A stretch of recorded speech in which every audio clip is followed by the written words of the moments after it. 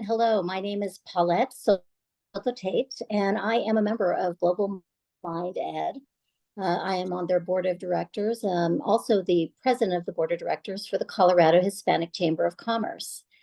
As a corporate executive for many years and also an entrepreneur owning a couple of large national companies, I am no stranger to the importance of leadership and the importance of diversity in leadership.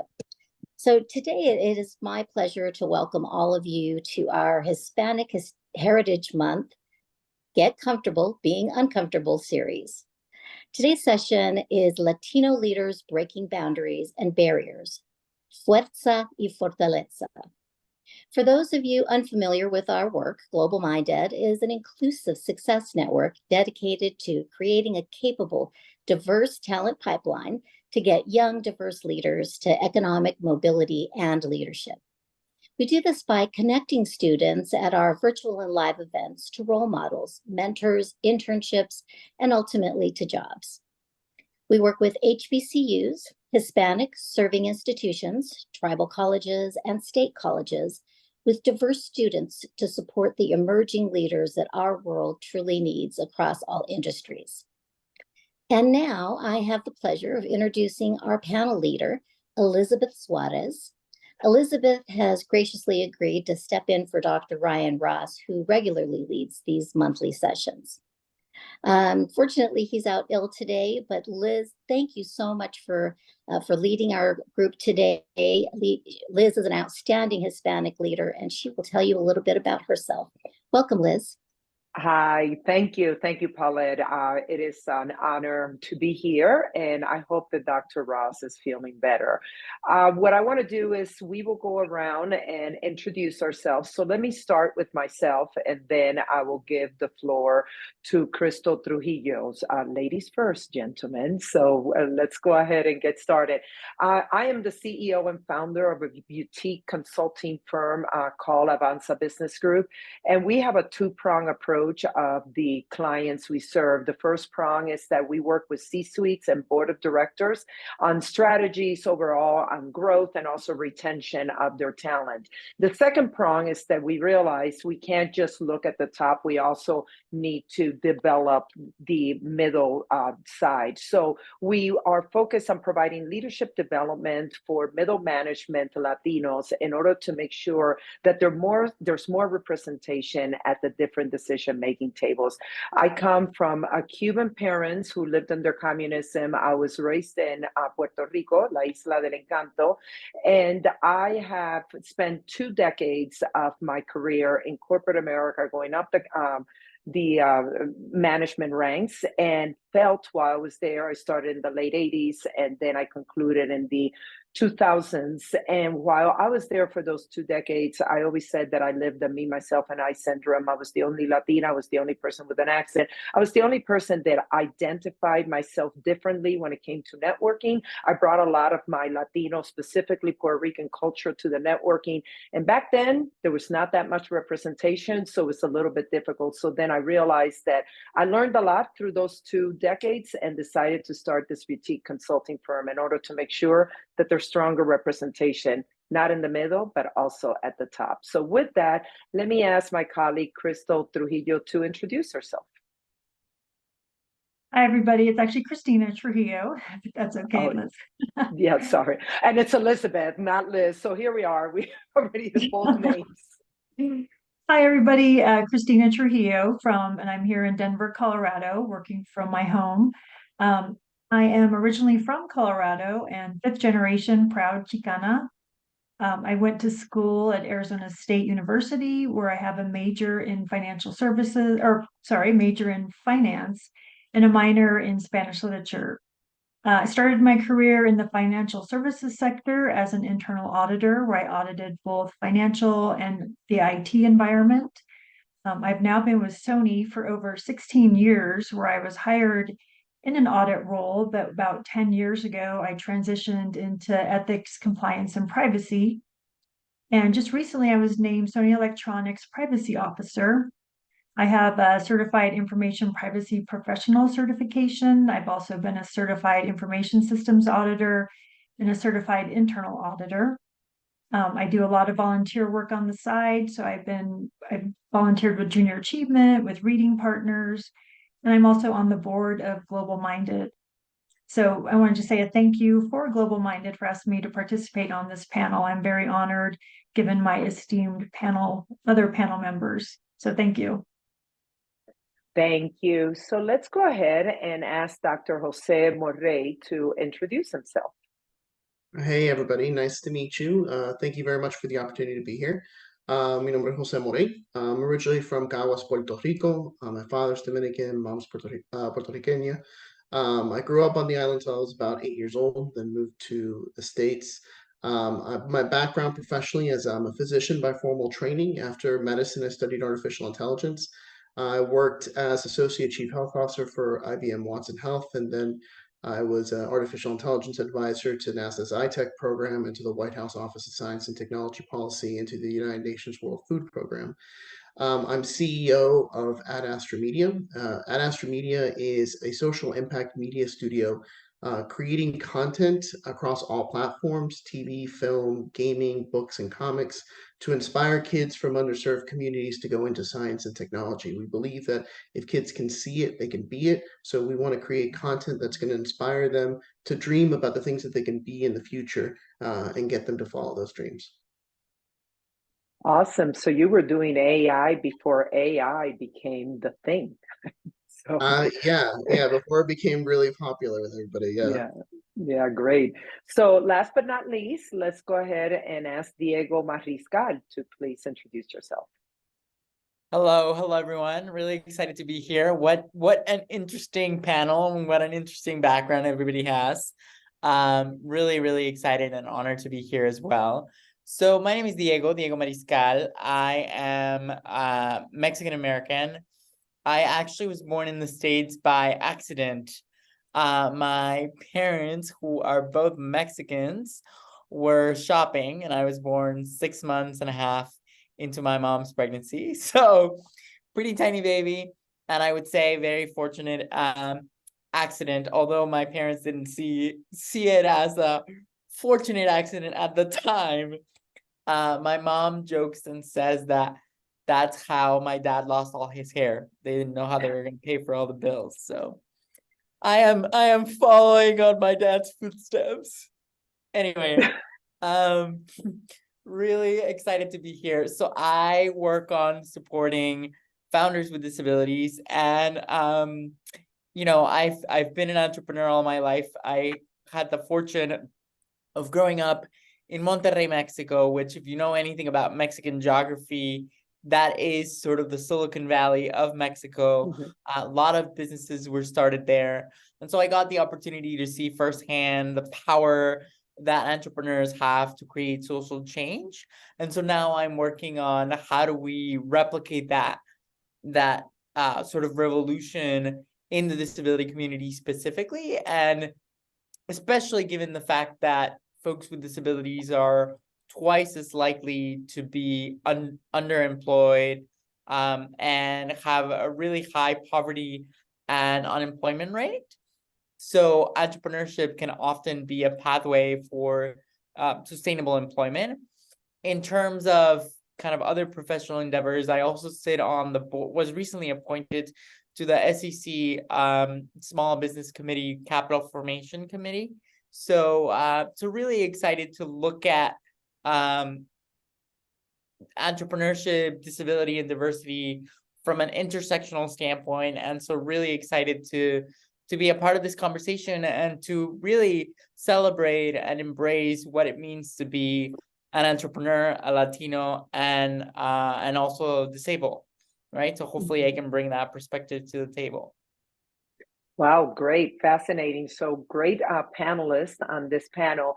And what I do have some questions, and what I will recommend is that if we can have like an open conversation, that we are at somebody's living room just having this conversation. In the first part, so I'm going to ask Diego to answer this one just based on what you just shared with all of us. But I would like for Diego to start this conversation. And then afterwards, Cristina, Jose, please jump in with your thoughts on this question. But the one is like, Diego, you mentioned that you have been an entrepreneur all your life, which is something that I really applaud, because I had to be in corporate America for 2 decades to get my head straight and say, I need to go into the entrepreneurship world. So I admire somebody like you that did that. But tell me if you can share, what is your path to success as a Latino leader? What is the path that you think you had to take, and maybe it's a different path now that you have to take forward, but what is that path in order for you to be a successful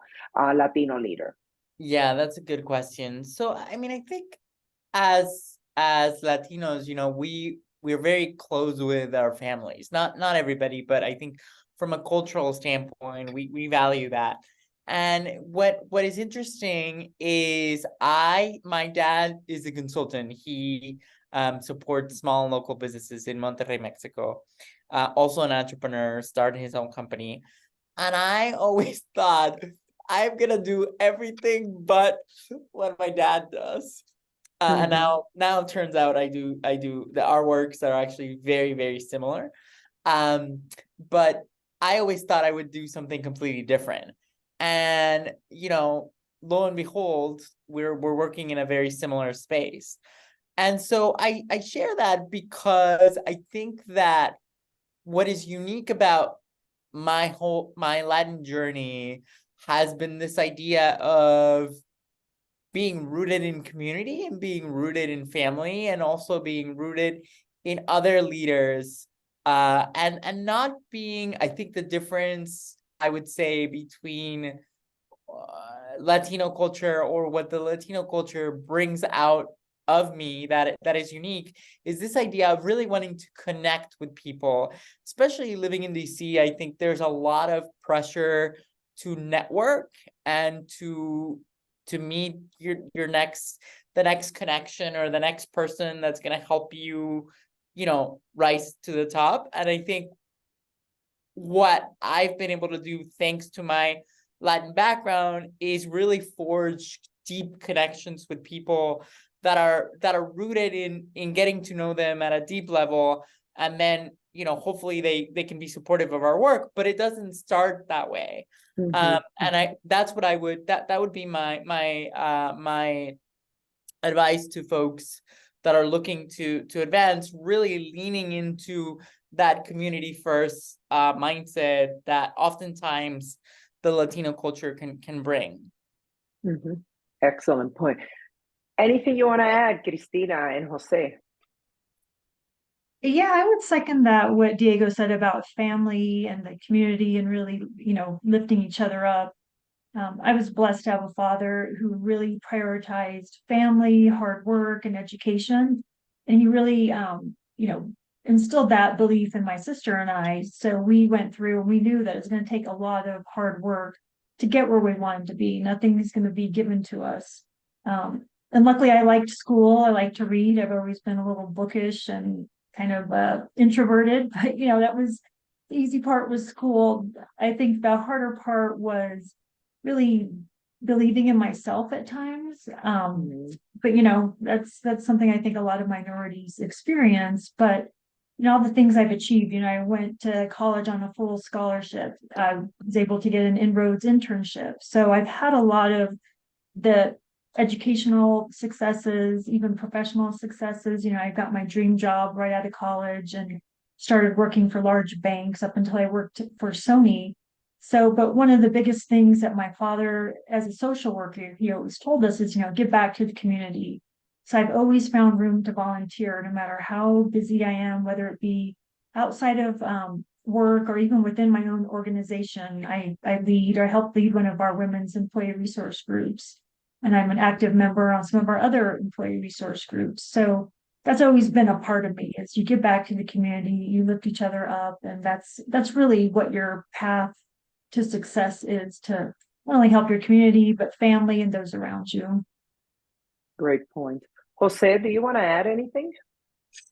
Sure. I'll just first echo exactly what Cristina and Diego have said, and to add to Diego's, it's he kind of alluded to it, but it's not necessarily the community or the family you've been born with, but it's the family and community that you choose, that you build, and that is a very much a strength that we have, that we bring to the table. It's very unique to our community. And likewise to what Christina said, mi abuela, and I think a lot of us probably grew up not with a lot of means. Most of us come from, first generation immigrants, or even if not, second generation or what. There is someone in your family that, came from a low income, low socioeconomic status, and eventually kind of built up to where the family is now. But mi abuela, regardless, she was very, very poor, but she came from the concept, si uno puede comer, todos podemos comer. If one can eat, we all can eat. And it didn't matter how little she had, she always had enough in her mind to give more away. And I think that's something that we kind of bring to the table. Other strengths I would say is be unapologetically, Latino or Latina. Be who you are. Bring that sabor to the table. That is something that no one else has, right? And you see it in our music. You see it in our food, you see it in our media, you see it in everything that we do, and just bring that to the table. Just be unapologetically who you are and what you are, and people will see that, and people will be attracted to you, and success will come in whatever form and shape that you want it to be. Success doesn't have to be attaining a higher title or attaining more money or whatever it is. Success is whatever you choose it to be, and it will come to you as long as you're true to yourself. I think those are some of the major strengths. And the last one I would honestly say is our Latina. We see the data time and time again that women-led organizations tend to be far more successful than male-led organizations. And I think as culturally, we tend to be very matriarchal.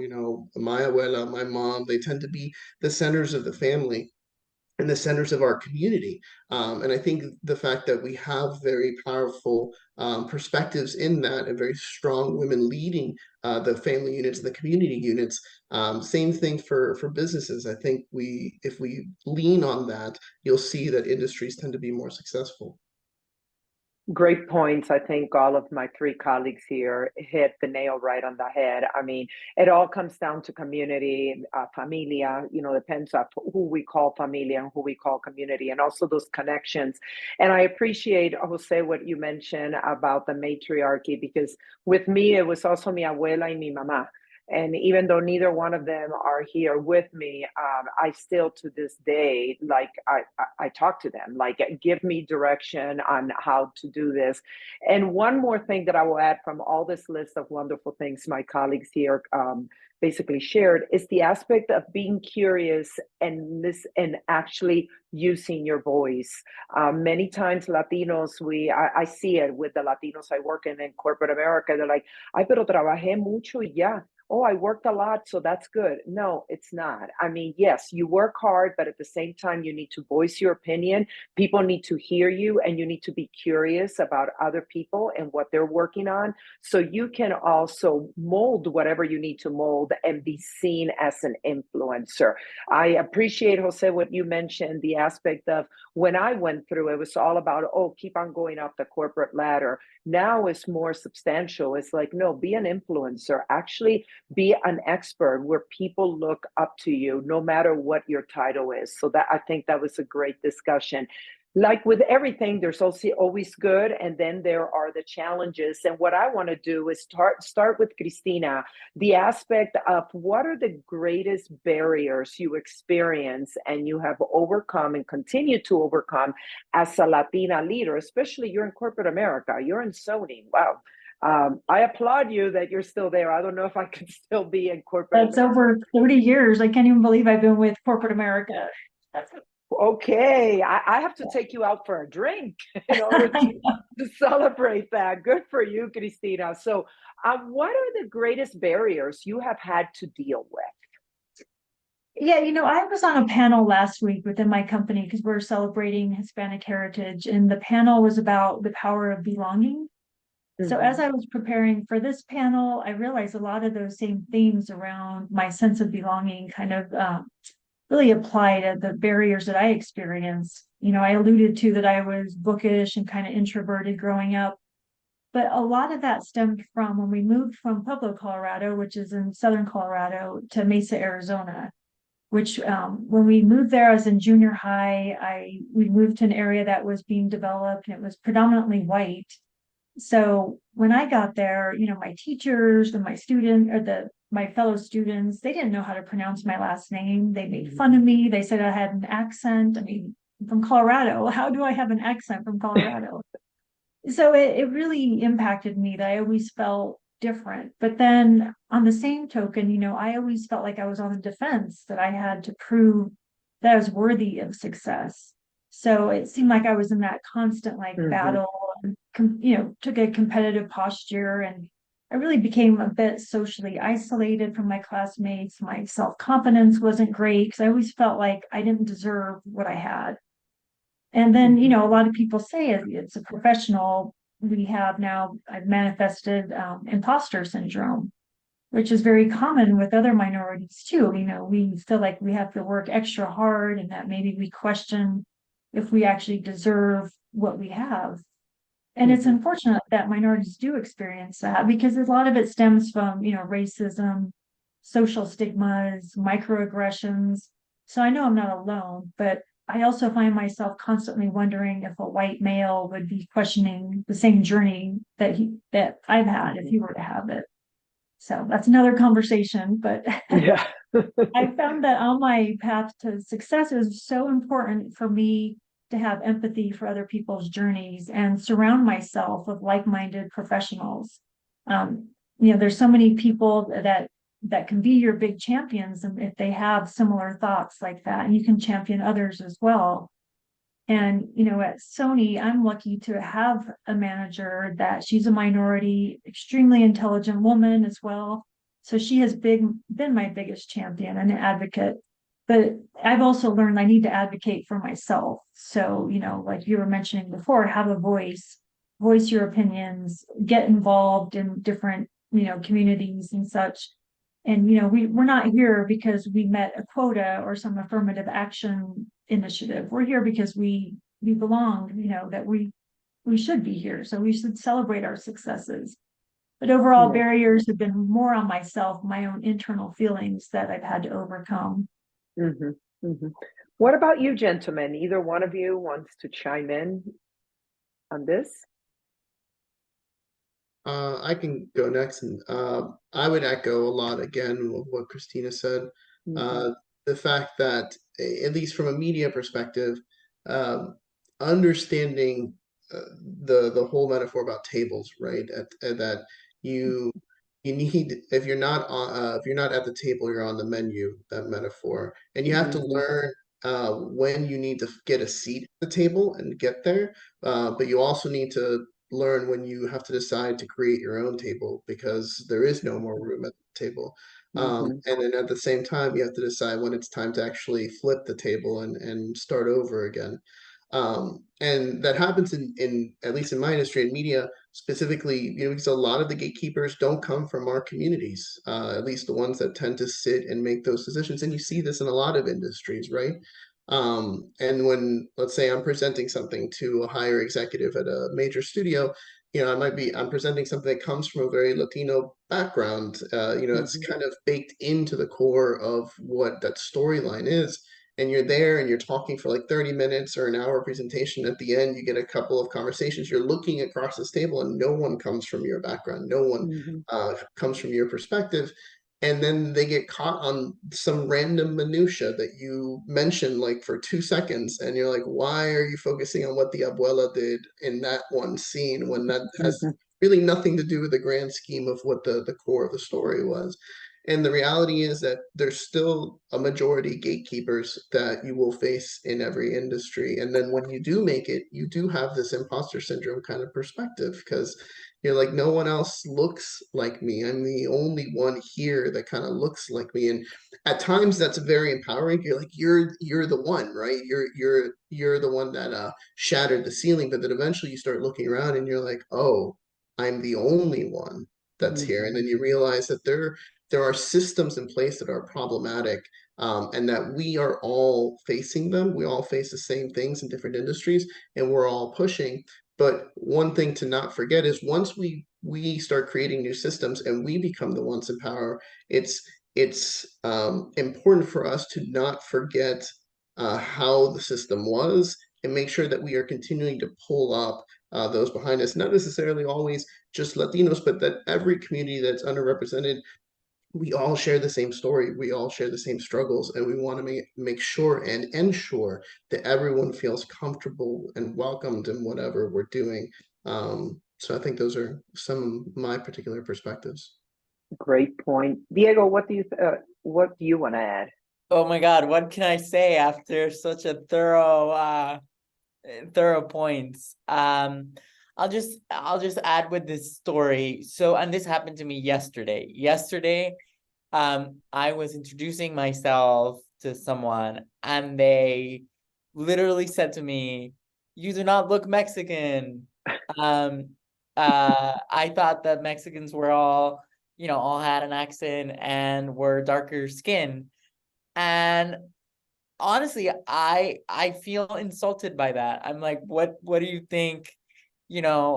What such a narrow stereotypical view of what it means to be Latino. And so the question was sort of, what are the challenges that we face? And the reality is that, for me, and I've also had to experience this from a disability perspective, it's trying to fit in and conform yourself to kind of societal standards to a point where somebody doesn't see whether it's your disability or your Latino background or my queerness, right? So it varies depending on what environment you're in, right? And so I think that the hardest, and this is why panels like this and discussions like this are so important, because it's one of the few spaces where we don't have to fit in. We don't have to pretend, and we don't have to, and not to say that we do. There's certainly environments where we don't have to do that, but it's this constant, at least for me, this constant feeling of trying to fit into a greater ecosystem, right? And not being seen, not having my multiple identities seen and acknowledged, right? And that's why places like this and conversations like this are so important, because it allows those things to come out in a more organic way. And I agree with all three of you. It bottles down to belonging. I mean, I hear from all of your stories the lack of belonging. And I remember when I started in corporate America, the biggest one for me was I was working for a Fortune 100 company, and they put me in accent reduction classes. Listen to that, accent reduction classes, because they say they couldn't understand me. And it was interesting. It was a woman that was trying to help me reduce my accent. I never did anything. I didn't even speak to her. She actually went to the general manager that put me there. And the general manager said, "What do you mean?" She says, "Stop wasting your time. I just meet with her for an hour. I read, she reads, and she doesn't want to change her accent." And for me, that was like so demeaning, because that's what represents me. And it's also the other fact, Diego, the same thing. Like when I say to people, "I'm Boricua," they're like, "Pero tú eres tan blanca, you're so white." I'm like, can you get some history of how Latin America evolved? All the different people that are part of Latin America, or worse yet, ¿por qué eres tan alta? Why are you so tall? I am tall.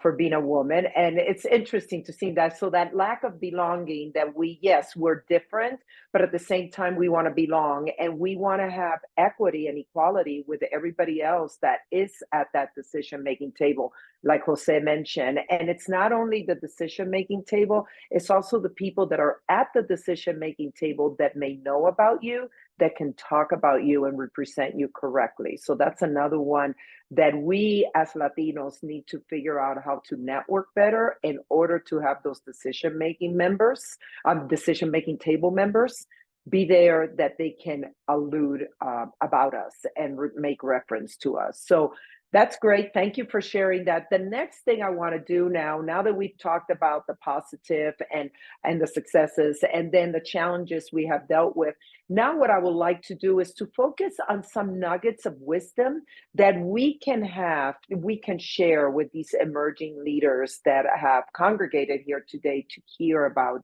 us. So why don't we start with Jose? Jose, could you start with some nuggets of wisdom you would like to share with the audience today? Nuggets of wisdom. Gotcha. All right. So I would say nuggets of wisdom. Again, this is just really from my perspective, right? Who my wisdom compared to anyone else's, what does it truly mean? But I would say that if you're not willing to fail, then you're not in the right headspace. I think failure is probably the most important thing you can learn to accept in life, and understand that it is the most important lesson you can learn on the road to success, whatever that may be, right? Mm-hmm. People talk about a lot of, oh, look at the accolades you have received in X, Y, or Z, but they don't see that you stand on a mountain of failures. That's why you are on the mountaintop. If it wasn't for those failures, you would not be there. And that's the majority. That's the reality of almost everyone. Yes, there's privilege, so not everyone does, but that's the vast majority of us in the real world. The other things I would say that if if you are the smartest person in a room, you're probably in the wrong room. Mm-hmm. You need to be, constantly challenging yourself. Yes, there is a, a sense of safety when you might be the smartest person in that Mm-hmm. room. But that is not a place of growth for you. That is a place of safety for you, but that is not a place of growth. And that is true whether it's professional, personal, spiritual, physical, whatever it is. It's that is how you challenge yourself. Is being around people that will challenge you. I think those are, I guess, some nuggets of wisdom I can hopefully give to our audience. You have great quotes, Jose, so I appreciate that, the two that you shared. Daniel, do you want to, Diego, oh my God, today, it's not my day today. Maybe I'm also sick like Dr. Ross. No, you're good. I was like, Diego, go Daniel, ahead. what's going on? Yeah, I know, it's awful. You're fine. You're fine. Nuggets of wisdom. So I will go back and kind of reiterate the point that I made at the beginning, which is, staying, I think, particularly as it pertains to the Latin community, really staying close to your roots and to your family and community. I think that I would see that not even just a nugget of wisdom so much as a competitive advantage that we have as Latinos, right? And as a culture. And that may look different for different people, right? For me, the way that manifests in my life is when I speak with my family, I speak 100% Spanish, and just in Spanish. And, I try to go back home at least 4 or 5 times a year. And again, that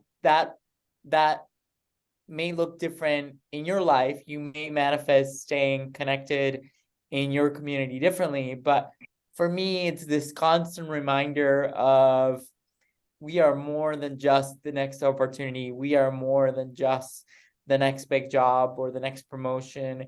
It's about how do we use our culture and heritage to put our whole self forward in the best way possible. And I think that's something that as Latinos, our culture and our ancestors can help us do. So my encouragement to everybody would be find ways to stay connected to your community, whatever that looks like for you, because the more you are connected, the better person you're going to be, ergo the better professional you're going to be. Awesome. Great piece of advice. What about you, Cristina? All right, I have a list. Okay, let's Yeah. go. Yeah, so first thing I would say, continue to take advantage of mentoring opportunities like what Global Minded provides. You know, I'm a mentor and I have a great rapport with my mentee, and I find him just absorbing all the knowledge that I'm imparting on him. And I think that's just really helpful. And even if, you know, a student doesn't necessarily have a Global Minded type organization around, you know, find somebody who is a person that can help guide you and pass along wisdom and success strategies. I think that's something that students really need to pay attention to. And then, you know, practice positive self-talk, because, you know, we've talked a lot about the power of belonging and just increasing your confidence and resilience. And that's going to happen through positive self-talk. I mean, these are all attributes that students need as they enter the workforce, just to try to avoid that imposter syndrome. And then, you know, to Diego's point, know that your diversity is your strength, and embracing other people's abilities, cultures, beliefs, and traditions. That's going to be important to building a positive community around you.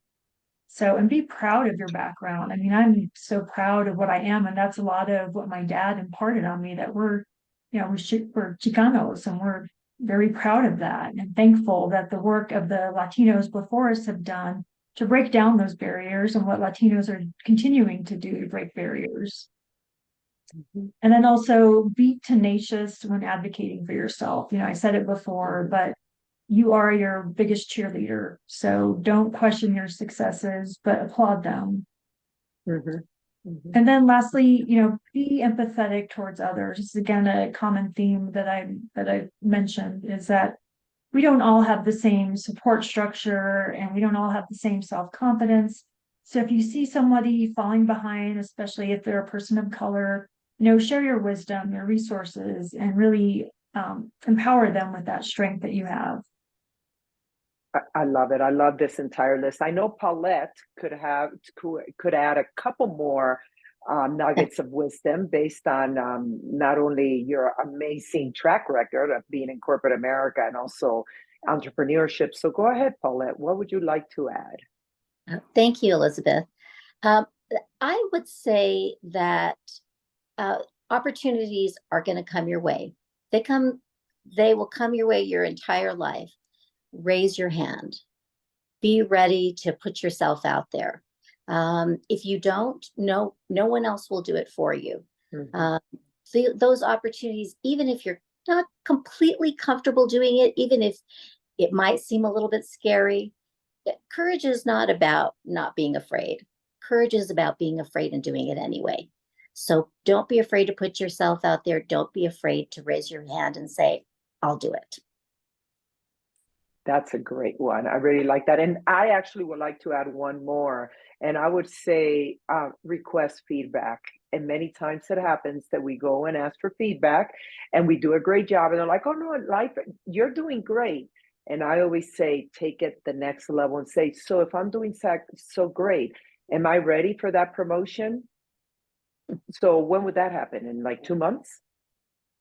You should see, I mean, people stop straight, like right on their tracks. They're like, oh, well, wait a second. Well, then let's talk, because I really want feedback on how to go ahead forward. If I want to be the next vice president of an organization, or if I want to go ahead and be the lead of a panel. I mean, it just happened to me. I'm actually going to lead a panel in Chile, in Santiago, Chile. And I asked the question, I said, so can I do it? I did like what all my colleagues here are saying. Oh yeah, raise your hand. So I raised my hand and everything. They're like, yeah, you will be great. I'm like, no. I want a commitment.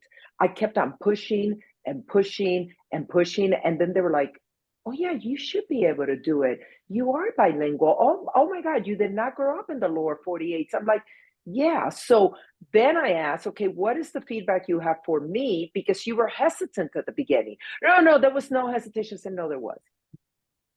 So actually what they thought, even with my accent, they thought that I could not do a bilingual panel, go back and forth in English and Spanish. I said, well, you should have just asked. So that's another thing that many times people are afraid of asking, especially when you're asking for feedback. So when they're saying everything is great, yeah, we all want to have the star student and the A student, but even the A student can improve. So keep that in mind. Even the A student can improve. So ask for specifics. So do you want to add something, Diego? I see your reactions. I mean, I love it. I love it. I love the, like, if I'm doing so great, why don't you give me that promotion? I love that boldness. And this is what I'm saying of, like, it's so important to have spaces like this to talk about these things. So I just wanted to say how much I appreciate that, because it's one of those nuggets of wisdom that we don't usually hear. So thank you. Well, thank you. Thank you. Well, we're coming towards the end of this gathering. I want to be respectful of everybody's time. So I only have one more question for everybody, and it's around the terminology of inclusive leadership. We all do it. And what it is like, what is the role of this inclusive leadership in being a strong Latino? And it's not just, because it has happened to me, about just Latinos. It's working with all audiences and populations, make them the best. I mean, how can this make you the best? I know Diego started a little bit of this conversation, so I'm going to go for him. When you mentioned disability, when you mentioned being queer, and when you mentioned these different aspects that you represent, that it's not just Latino. So what is your role in that inclusive leadership? Yeah, I mean, it's a loaded question, right? I think that my suggestion would be, come as you are, and there's a quote that is, existing is resisting, right? So just by mentioning my queerness, by mentioning my disability, by mentioning my Latin background, I'm showing what is possible, right? So if nothing else, showcase what your background is, what your intersections are. I find it interesting and somewhat saddening sometimes that I will meet people that don't necessarily want to speak Spanish, and then later I have a more in-depth conversation with them, and they start speaking in Spanish to me, but it turns out that they didn't want to speak Spanish because they wanted to assimilate, right? It doesn't happen so much now, but it did happen to me growing up. In particular, I was part of the National Hispanic Institute that was trying to promote a lot of Latino pride and acceptance. And so when I think back to those experiences, I get really frustrated because it means that we've created an environment when people don't feel comfortable being who they are, right? And expressing all of themselves. And so if there is one action that I hopefully can encourage and motivate others to do, is to show up as you are. And just the mere fact of showing up as you are with the multiple identities and intersections that means, that in and of itself is going to be an act of leadership. That's great advice, Diego. Thank you very much. The others, we have a few minutes left. Who will want to add anything to this wonderful conversation? I can add something, and that's I think not only Latino leaders, but all leaders really need to practice the golden rule. Do unto others as you would have them do unto you. So, walk in other people's shoes, really embrace their differences. And my sister, who's a special ed teacher, she always imparts so much wisdom on me, and little nuggets of wisdom, because my nephew also has cerebral palsy. And so I learned, like, just how important it is to not be judgmental, to see people for who they are, that, not necessarily did we choose to be who we are, but this is who we are, and we should embrace that. So being a, strong Latino leader means really just making sure you walk in other people's shoes. I'm really lucky to work for a company that we really celebrate diversity. We have 13 employee resource groups. We have just a ton of resources for people with different, to celebrate diversity, basically. So I'm really lucky to have that, and they celebrate volunteerism and really support it. So it's something that I realize, being in corporate America, that I'm really blessed to have. So that would be my parting Perfect. comment. Yeah. Perfect. What about you, Jose? And then I'll go to you, Paulette, and then we can wrap it up. I would say that one thing that would add to the both phenomenal responses from Diego and Christina already is for one thing, it's a personal story. I would say that be honest that we all have biases, whether conscious or unconscious biases. And then the unconscious ones sometimes are the harder ones. I'll give you my personal example. So when we started the media company, we talked about reaching out and creating content that showed representation from all underserved groups. And in my mind, all underserved groups at the beginning was, BIPOC, Latino, LGBTQ. But Diego being here, I in my mind didn't consider disabilities or ableism as a group that I needed to be creating content for. And it wasn't until someone on the team said, well, what about, this? And I was like, oh my gosh, that was my own blind spot, my own unconscious bias, because I come from an ableist, bias perspective. So now we have characters that have mixed abilities. We have characters that are hearing impaired, or characters that have amputations, characters that have mixed physical abilities, characters that are neurodiverse. So those understand that you have an unconscious biases, and be open to be honest about your own biases.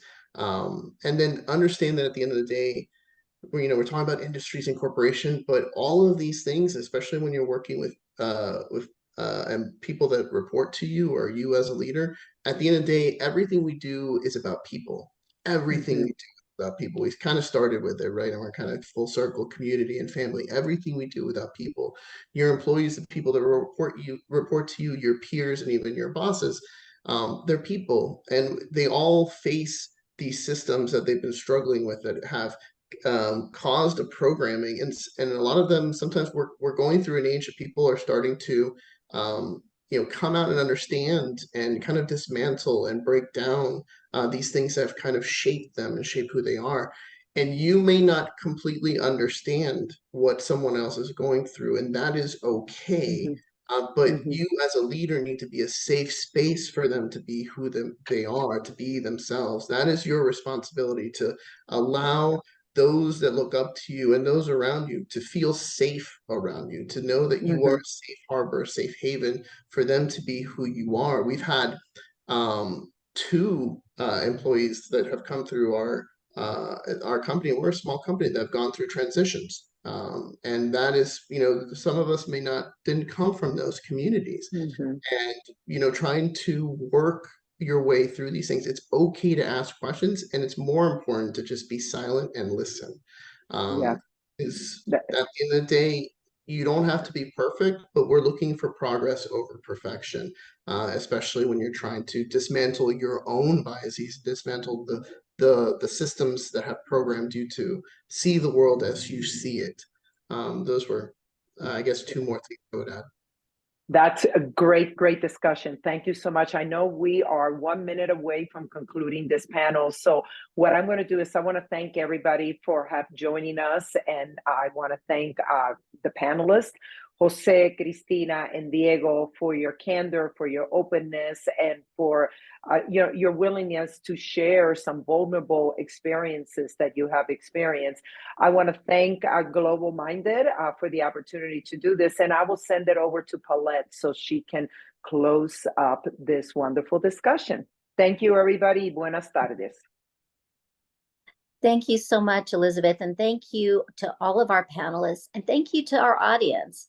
It's been great to see all of the comments popping up, and the hearts and the happy faces, and we're so glad that you were able to listen in today, and we hope that you will listen in each month as this program continues. And please log on to our website to learn about our event coming up in June. Thank you again, and have a wonderful afternoon.